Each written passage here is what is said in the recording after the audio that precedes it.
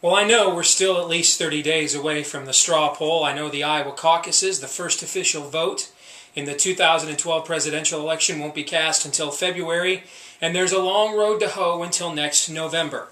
However, events in Washington, D.C. could very well be determining the presidential election in 2012 as we speak. That's because there's a lot of media reports out there that John Boehner, the Republican Speaker of the House, is close to a budget deal with President Barack Hussein Obama. I'm told, if you look at Twitter and the various media outlets that you can follow out there, that it's going to be a, quote, grand deal, unquote. Now let me just say this about Democrats. They don't cave. Like ever. The Republicans, they cave. Like always.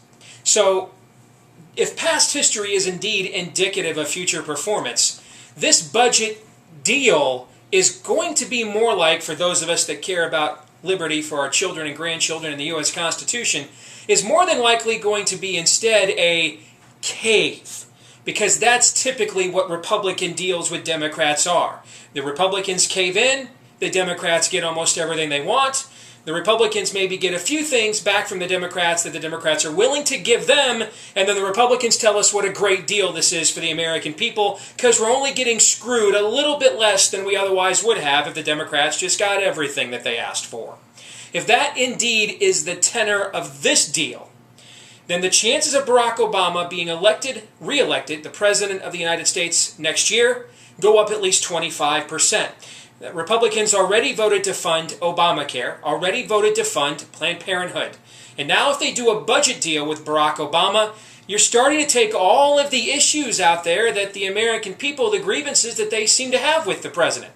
And really all that's left in terms of differences between the Democrats and the Republicans then on a national basis are those social issues that the Republicans don't like to talk about. So, we keep being told it's about the economy and the budget and jobs. Well, the Republicans keep caving to the Democrats on the economy, the budget, and jobs. We saw that here in Iowa in our own legislative session recently as well.